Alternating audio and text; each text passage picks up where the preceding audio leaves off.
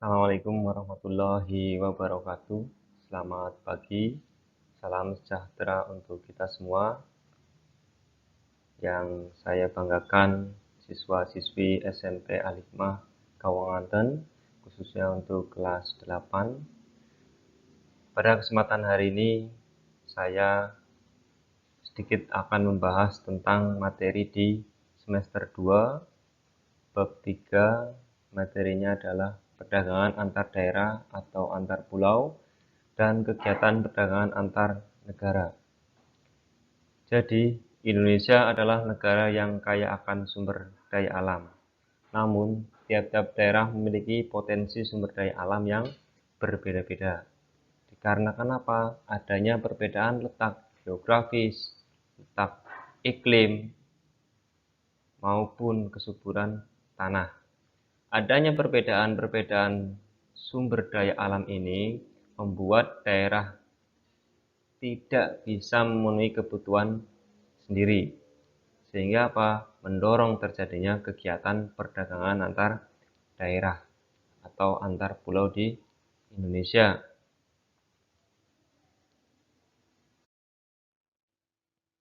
Nah, apa itu perdagangan antar daerah atau antar pulau? Yaitu perdagangan ini sendiri adalah kegiatan tukar-menukar barang atau jasa berdasarkan kesepakatan bersama antara siapa? Antara penjual dan pembeli. Nah, perdagangan antar daerah maupun antar pulau adalah perdagangan yang dilakukan dengan cakupan antar daerah, antar pulau dalam suatu wilayah. Sebagai contoh, Pak Guru contohkan antar wilayah di negara Indonesia. Mereka berdagang dari Pulau Jawa ke Pulau Sumatera, dari Pulau Kalimantan ke Pulau Jawa, dan lain sebagainya. Nah, apa sih tujuan dari perdagangan antar daerah tersebut? Tujuannya, ya, umumnya perdagangan antar daerah atau antar pulau selain untuk memenuhi kebutuhan suatu daerah juga memiliki dua tujuan utama, yaitu yang pertama adalah memperoleh keuntungan, yang kedua adalah memperluas jangkauan pasar agar konsumen meningkat. Ya, agar konsumen meningkat. Terus, apa yang mendorong terjadinya perdagangan antar daerah? Ada ya, dorongan dari suatu wilayah ke wilayah lain, mengapa mereka ingin berdagang di wilayah lain, ya. Jadi keterbatasan sumber daya alam dan faktor produksi pada setiap daerah yang berbeda-beda membuat suatu daerah tidak dapat memenuhi kebutuhan sendiri. Sehingga apa? Sehingga tiap-tiap daerah melakukan suatu perdagangan untuk mencukupi kebutuhannya, ya. Sebagai contoh, tanah yang subur di daerah pegunungan mampu memproduksi berbagai jenis sayur-sayuran. Sedangkan masyarakat di daerah tepi pantai memiliki ikan yang banyak jumlahnya. Maka perdagangan hasil produksi tersebut akan mendorong adanya perdagangan suatu daerah. Inilah perbedaan faktor produksi yang dimiliki oleh suatu wilayah tertentu. Yang kedua, perbedaan tingkat harga antar daerah, ya. Jadi produk yang dihasilkan di setiap daerah seringkali memiliki perbedaan tingkat harga sehingga mempengaruhi adanya perdagangan antar daerah. Hal ini bertujuan untuk mencari produk dengan harga termurah. Selain itu, masyarakat sebagai pelaku ekonomi akan mendapatkan manfaat dari adanya perdagangan ini. Antara lain adalah menyediakan alternatif alat pemuas kebutuhan bagi konsumen, masyarakat dapat menikmati produk, terus kebutuhan suatu daerah juga dapat tercukupi, meningkatnya kebutuhan produktivitas, dan perdagangan antar daerah menyebabkan jangkauan pasar yang luas. Permintaan dan penawaran akan meningkat pula mengikuti dengan peningkatan jumlah konsumen di daerah jangkauan pasar. Nah, manfaat perdagangan antar daerah atau antar pulau ini yang pertama adalah menyediakan alat alternatif kebutuhan bagi konsumen yang tidak ada di suatu wilayah tersebut, ya, akan tersedia ketika suatu wilayah akan berdagang di wilayah lain. Meningkatkan produktivitas, terus menambah lapangan pekerjaan bagi mereka di suatu wilayah terdampak. Nah, kegiatan yang berikutnya adalah kegiatan antar negara atau perdagangan antar negara. Apa itu perdagangan antar negara? Yaitu kegiatan perdagangan antar negara merupakan aktivitas transaksi suatu negara dengan masyarakat lain atau negara lain. Contohnya begini, orang tua kamu membeli barang elektronik atau sepatu, tapi barang tersebut dikirim dari luar negeri.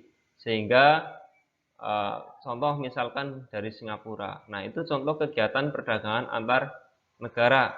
Nah, aktivitas perdagangan tersebut bisa dibedakan jadi dua, yaitu ekspor dan impor. Nah, ekspor itu sendiri adalah merupakan kegiatan menjual barang atau jasa ke luar negeri.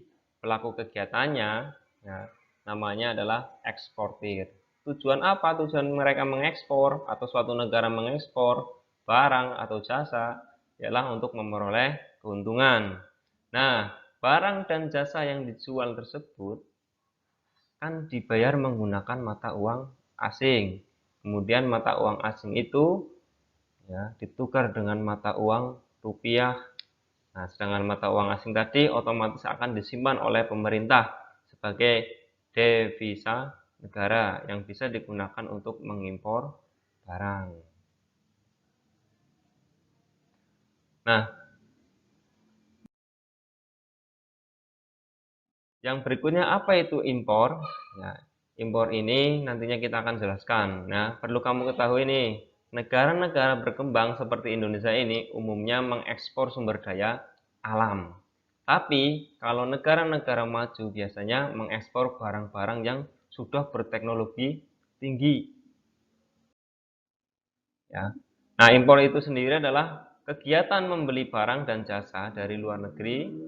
Nah, pelakunya namanya adalah importir.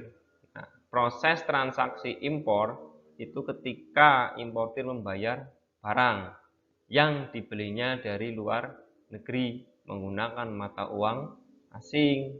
Nah, kalau dari contoh yang membeli barang dari luar negeri tadi, berarti tukar dulu rupiah ke mata uang negara.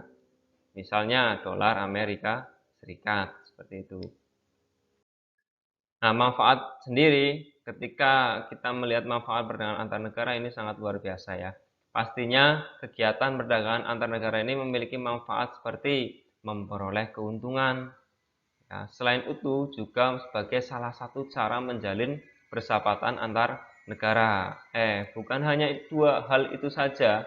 Kegiatan tersebut juga bermanfaat untuk mentransfer teknologi dari negara yang mengimpor atau mengekspor ke negara kita ya.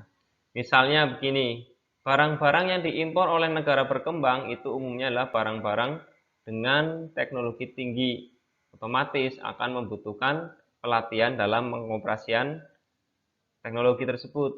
Nah, dengan adanya pelatihan tersebut bisa menjadi salah satu sarana dalam mentransfer teknologi ke negara pengekspor ke negara pengimpor.